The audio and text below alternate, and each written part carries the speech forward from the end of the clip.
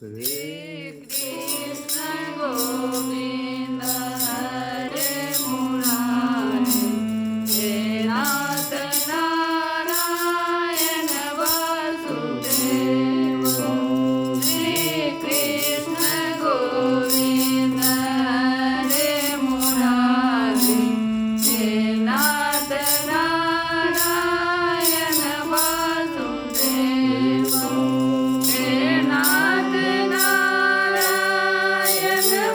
Vasudeva He Nath Narayana Vasudeva He Nath Narayana Vasudeva He Nath Narayana Vasudeva Shri Krishna Govinda Hare Murari He Nath Narayana Vasudeva Hare Rama Hare Rama Rama Rama Hare Hare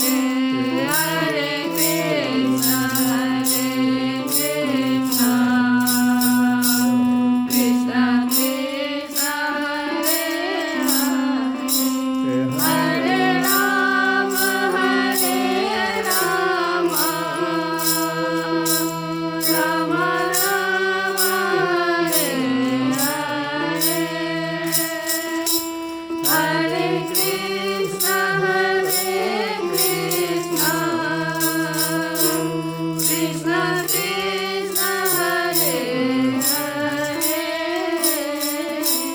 Hare Rama Hare Rama Rama Rama Hare Hare Hare Krishna Krishna Krishna Hare Hare Hare Rama Hare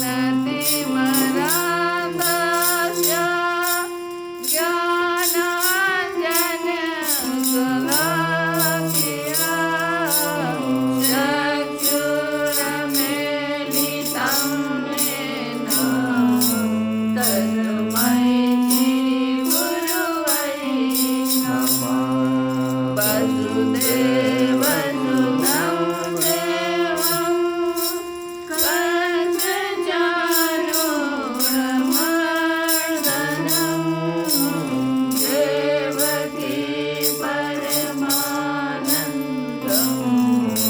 Rama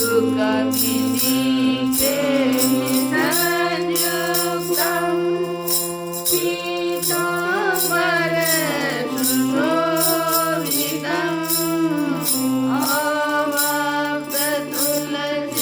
Hare Hare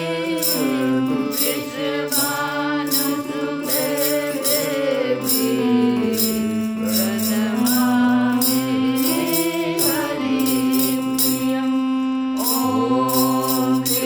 Hare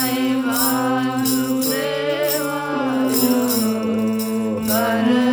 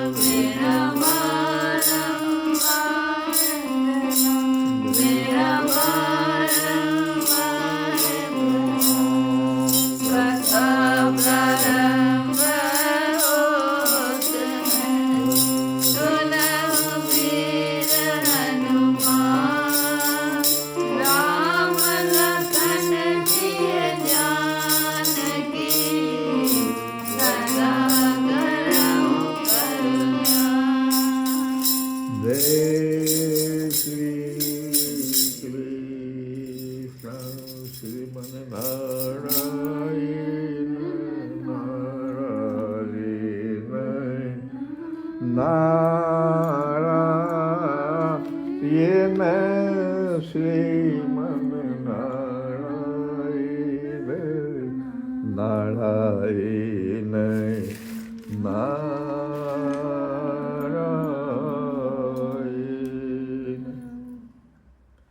Brahma ji वरदान मांग रहे हैं।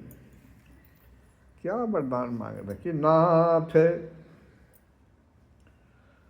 ब्रह्मा जी कह रहे हैं हे नाथ,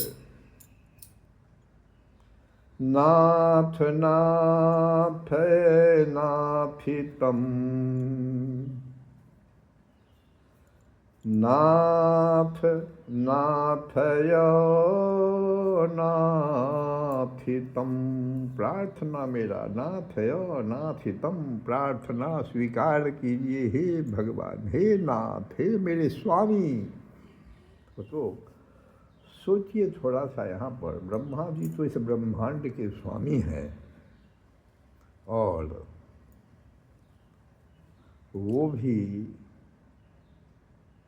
कौन सी कृपा प्राप्त करना चाह रहे हैं। कह रहे हे नाथ, हे स्वामी। उस ब्रह्मांड के जो स्वामी है ब्रह्मा, जिनका कि शरीर का निर्माण ही पूरे बुद्धि तंत्र से हुआ है। ब्रह्मा जी का पूरा शरीर बुद्धि तंत्र से है, सिर्फ बुद्धि ही भरा हुआ है। वो कह रहे हैं कि नाथ नाथ नाथितम पड़ावड़े यथा रूपे। पड़ावड़े, पड़ अवड़ी, पड़ कहते हैं जो दिव्य रूप भगवान का है, जो अप्राकृत रूप है। एक होता है प्राकृत रूप। प्राकृत रूप कहते हैं जिसमें कि तीनों गुणों का कारण बन जाता। सत्व रज तम, ये तीन गुण मिल करके जिस रूप का निर्माण कर, कोई भी वस्तु है, यहाँ पर जितने भी वस्तु हैं, हम लोग हैं, सब में देखो कोई न कोई गुण है। किसी गुण के कारण वो वस्तु है, ये प्राकृत हुआ। इसको भौतिक भी कह सकते हैं। एक होता है अप्राकृत, जिसको दिव्य स्वरूप कहते हैं, जिसमें तीन गुण नहीं है। तो ब्रह्मा जी के सामने भगवान अप्राकृत रूप से प्रकट हो गए और वरदान मांगने के लिए कहे। तो ब्रह्मा जी बड़ा अचंभित हो गए हैं कि ये प्राकृत स्वरूप क्या देख रहे हैं भगवान का, जड़ चेतन के रूप में, और ये कौन सा रूप भगवान का है। प्रश्न कर रहे हैं कि जानियाम ते त्वरूपिणः, यद्यपि आप निराकार हैं। ते त्वरूपिणः,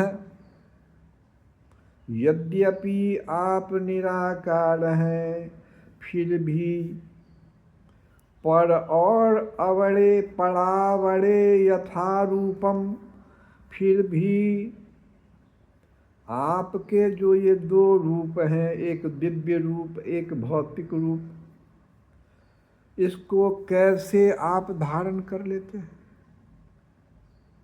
ब्रह्मा जी का प्रश्न देखो।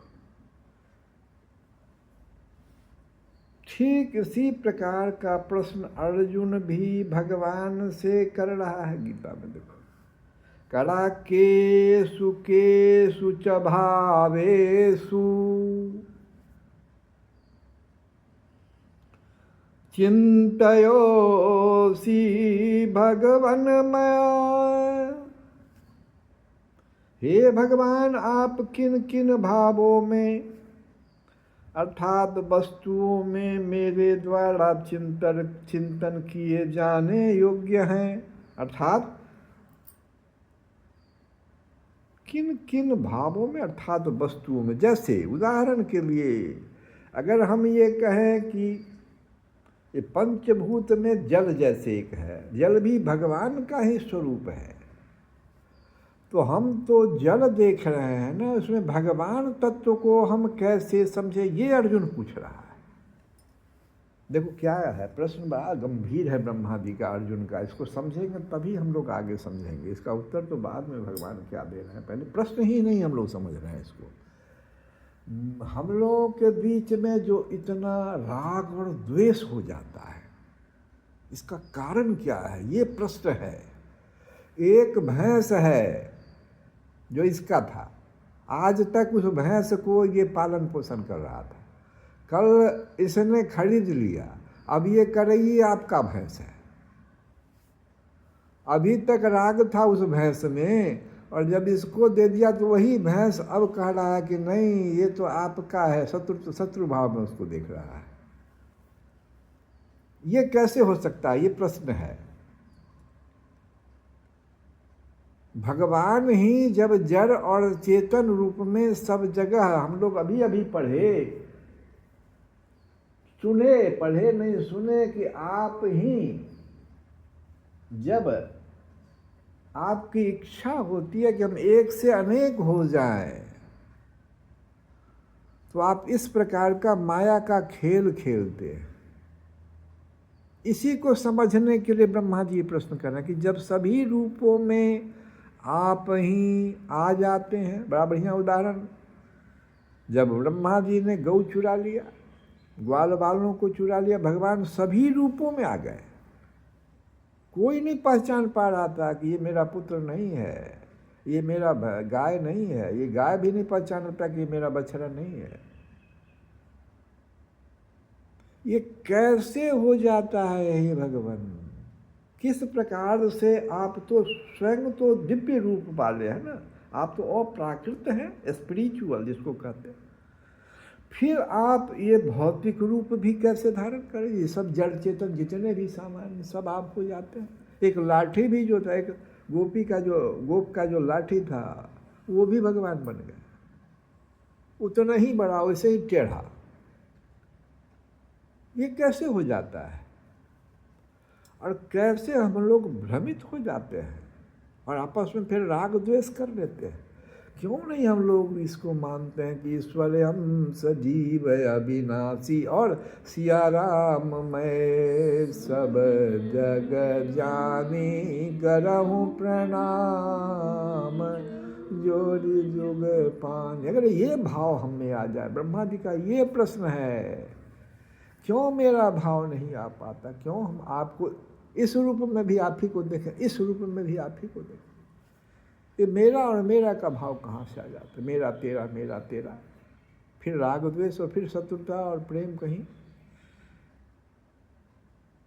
प्रश्न ये है, और अर्जुन भी यही पूछ रहा है कि हे भगवान, जैसे अगर ये जल है तो जल में हम आपको कैसे देखें? तो भगवान उत्तर दे रहे हैं कि जल में जो जल का स्वाद है, जिससे तुम तृप्त हो जाते हो। जल से तो कोई तृप्त होता नहीं। जल में जो स्वाद है जिससे आप तृप्त हो जाते हैं, वो मैं हूँ। वहाँ पहचानो, मैं हूँ।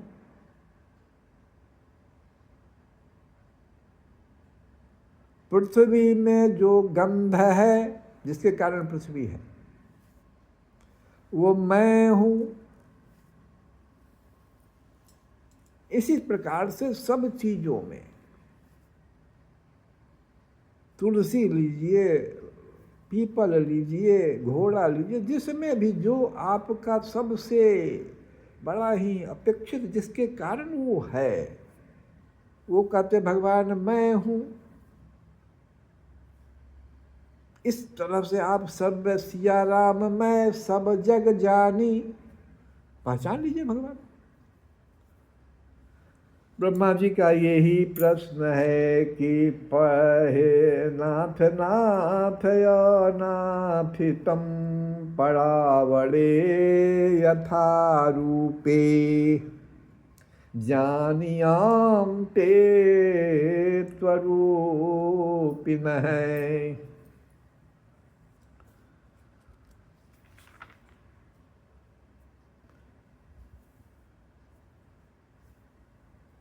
और दूसरा प्रश्न जो ब्रह्मा जी ने पूछा था कि आपके ही सेवा में जब मैं लग रहा हूं, आपने हाथ मिला लिया, सखा रूप में मुझे स्वीकार कर लिया, हाथ मिलाया, तो मुझे अब यह अभिमान, जब मैं ये सृष्टि का कार्य करना शुरू करूं जो आपका कार्य है, तो मुझे कहीं भगवान होने का अभिमान न हो जाए। और ये होता है अक्सर। हाँ देखो, लोग श्रेय लूटने के लिए कोई भी कार्य संसार में देखो करता है, 10 आदमी मिलके कोई किसी कार्य को सफल करता है, अब श्रेय लूटने का वहाँ बड़ा भारी है कि हमसे हम थे तब ऐसा हुआ। ये ब्रह्मा जी यहाँ सचेत कर रहे हैं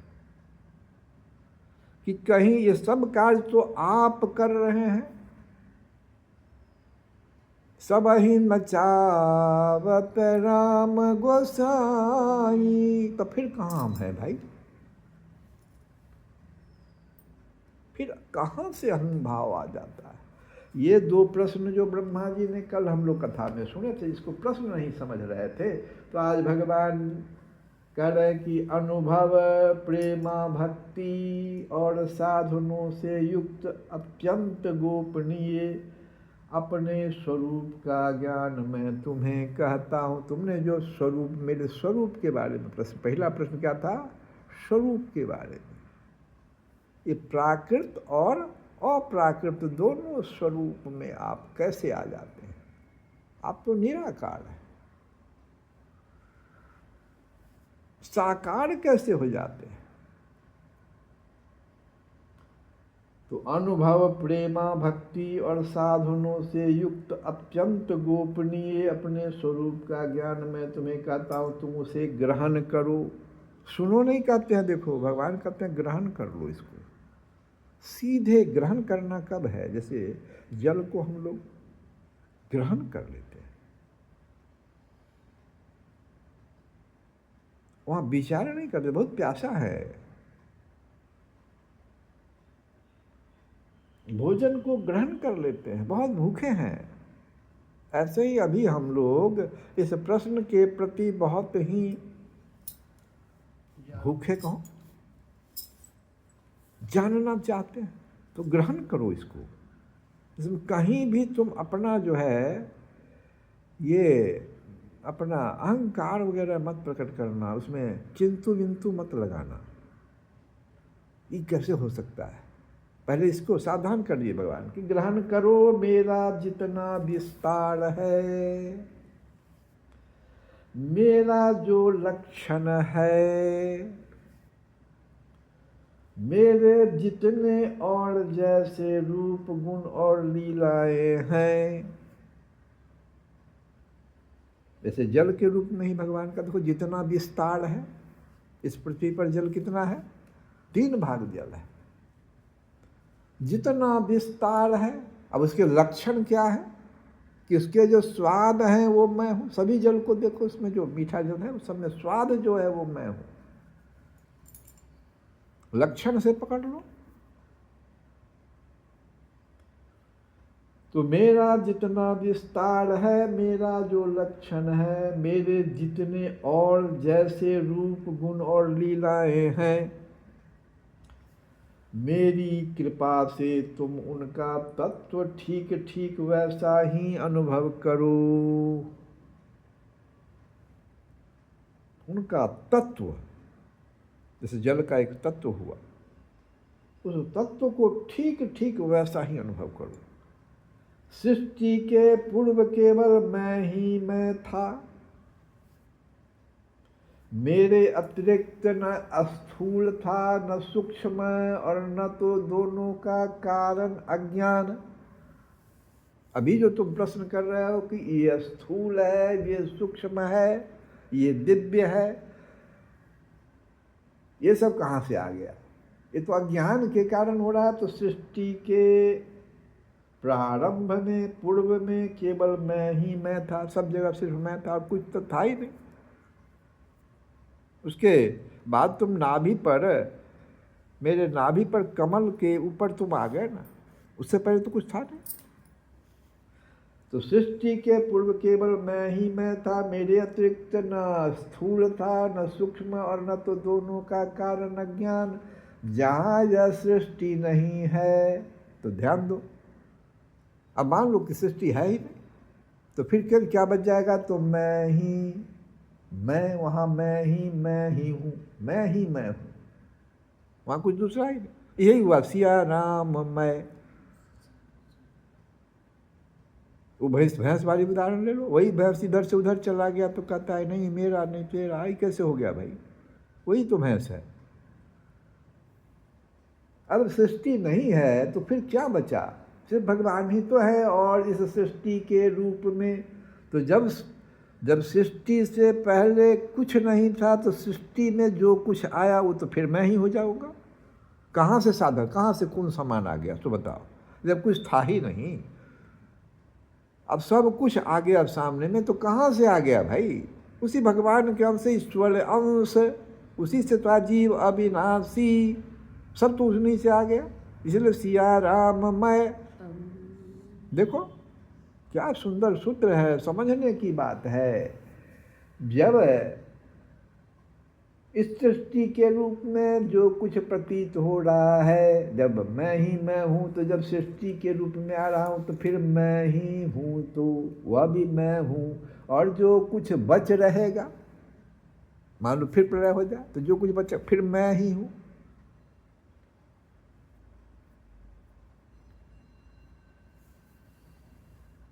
पूर्ण में से पूर्ण को निकाल ले फिर पूर्ण ही रहेगा। एक सूत्र है बड़ा सुंदर।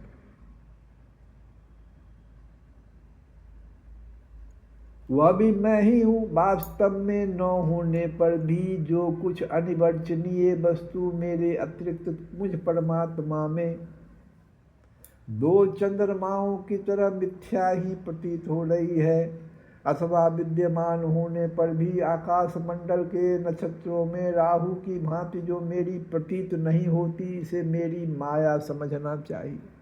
अब जो तुम लोगों को इस सब में सारे वस्तुओं में जो भ्रांति पैदा हो रही है, मेरी माया है। सब ही नचावत राम को, से माया नचा रहा है तुम लोगों को, भ्रांति अज्ञानता जो तुम में हो गई। तुम ये जो भूल गए कि भगवान ही सब रूपों में है, ये मैं मेरा तेरा जो करने लगे वहाँ माया पहुँच गया। भ्रांति अज्ञानता आ गई ना, इसे ही मेरी माया समझना चाहिए। जैसे प्राणियों के पंचभूत रचित छोटे बड़े शरीरों में आकाश आदि पंच महाभूत उन शरीरों के कार्य रूप से निर्मित होने के कारण प्रवेश करते भी हैं, और पहले से ही उन स्थानों और रूपों में कारण रूप से विद्यमान रहने के कारण प्रवेश नहीं भी करते, वैसे ही उन प्राणियों के शरीर की दृष्टि से मैं उनमें आत्मा के रूप में प्रवेश किए हुए हूँ, और आत्म दृष्टि से अपने अतिरिक्त और कोई वस्तु न होने के कारण उनमें प्रविष्ट नहीं भी हूँ। इसको भी समझना होगा। घड़ा के रूप में अगर हम लोग समझें, जैसे मिट्टी का घड़ा बन गया, तो जैसे मिट्टी का घड़ा बना, आप देखो पंच महाभूत उसमें कैसे कैसे आ गया। मिट्टी से घड़ा का आकार लिया, और उसमें जल हमने डाल दिया, उसमें बाहर में आकाश था। पहले जब तक घड़ा का निर्माण नहीं हुआ था तो आकाश तो पूरे जगह व्याप्त था ही, लेकिन अब घड़ा के भीतर एक आकाश तत्व भी बन गया। घड़ा के बाहर भी आकाश, घड़ा के भीतर भी आकाश।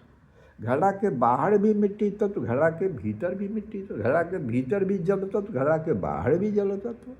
इसी तरह से अग्नि जो हम लोग उसको दीपक के रूप में इसमें डाल देते हैं, देखो कैसे उसका पंच महाभूत की तरह निर्माण करके हम लोग कलश पर रख देते हैं, पूजा करते हैं। ठीक शरीर का भगवान कहते हैं, शरीर का उदाहरण ले रहे हैं कि प्राणियों के पंचभूत रचित छोटे बड़े शरीरों में, चाहे चींटी हो चाहे हाथी हो,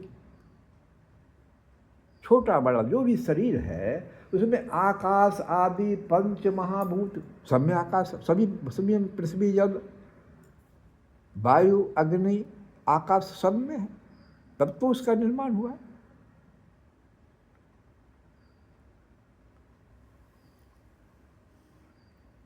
तो महाभूत उन शरीरों के कार्य रूप से निर्मित होने के कारण, जैसे शरीर का निर्माण हुआ तो शरीर के निर्माण, जैसे घड़ा का निर्माण हुआ तब सब आ गया।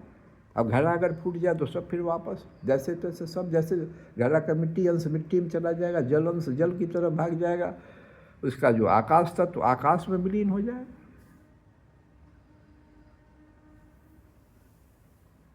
ऐसे कह रहे हैं, प्रवेश करते भी हैं और नहीं भी करते हैं, ये तो भगवान कह रहे हैं।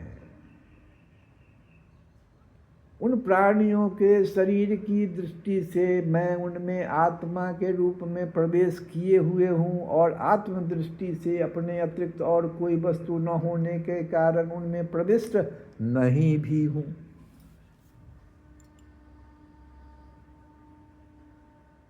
यह ब्रह्म नहीं, यह ब्रह्म नहीं, इस प्रकार निषेध की पद्धति से, और यह ब्रह्म है, यह ब्रह्म है, इस अन्वय की पद्धति से यही सिद्ध होता है कि सर्वातीत एवं सर्वस्वरूप भगवान ही सर्वदा और सर्वत्र स्थित है। भगवान ही सब जगह है, वही वास्तविक तत्व है, जो भगवान शुरू में ही कह रहे हैं कि तत्व दृष्टि से अगर ठीक ठीक समझ लो तो यही तत्व दृष्टि हुआ कि सिर्फ भगवान ही तो है सब जगह। जो आत्मा अथवा परमात्मा का तत्व जानना चाहते हैं उन्हें केवल इतना ही जानने की आवश्यकता है। ब्रह्मा जी, तुम अविचल समाधि के द्वारा मेरे इस सिद्धांत में पूर्ण निष्ठा कर लो, इससे तुम्हें कल्प कल्प में विविध प्रकार की सृष्टि रचना करते रहने पर भी कभी मोह नहीं होगा। जब उस भैंस बेचने वाली को ये पता लग जाए कि ये भैंस तो मेरा ही था, फिर द्वेष कहाँ से आ गया। वही बात यहाँ भगवान करें कि सब जब मैं ही हूँ। ब्रह्मा, तुम अगर इसको समझ गए तो दूसरा जो प्रश्न तुम्हारा है कि मुझे कहीं सृष्टि रचना करते समय कर्तापन का अभिमान न हो जाए, मैं बंध न जाऊं। तुम कौन होते हो भाई सृष्टि रचना करने वाले, जब कहीं कोई सामान है ही नहीं, सब कुछ मैं ही बन जाऊंगा। तुम तो सिर्फ भाव करोगे और मैं नारद के रूप में चलाऊंगा। तुम भाव करोगे हम सरस्वती के रूप में मैं बन जाऊंगा। तुम भाव करोगे मैं पेड़ के रूप में बन जाऊँ। तुम भाव तो करोगे, मैं स्वयंभू मनु बन जाऊँगा। फिर भाव करोगे तो फिर उनका दो भाग हो जाएगा। ब्रह्मा जी का दो भाव, एक स्वयंभू मनु और एक शत्रुरूपा। सब तो भगवान बन रहे हैं। तुम अभिमान कैसे तुमको होगा? तुम तत्व को समझ लो कि सब कुछ तो मैं ही बनूंगा। तो इससे क्या होगा? तुम्हें कल्प कल्प में जितने भी कल्प आएंगे उसमें विविध प्रकार की सृष्टि रचना करते रहने पर भी कभी मोह नहीं होगा। और अभिमान, जब मोह नहीं होगा तो अभिमान भी नहीं होगा। श्री सुखदेव जी कहते हैं कि लोक पितामह ब्रह्मा जी को इस प्रकार उपदेश देकर अजन्मा भगवान ने उनके देखते ही देखते अपने उस रूप को छिपा लिया। श्री राधे गोविंदा मन भजले हरि का प्यारा नाम है। श्री कृष्ण गोविंद हरे मुरारे नाथ नाम।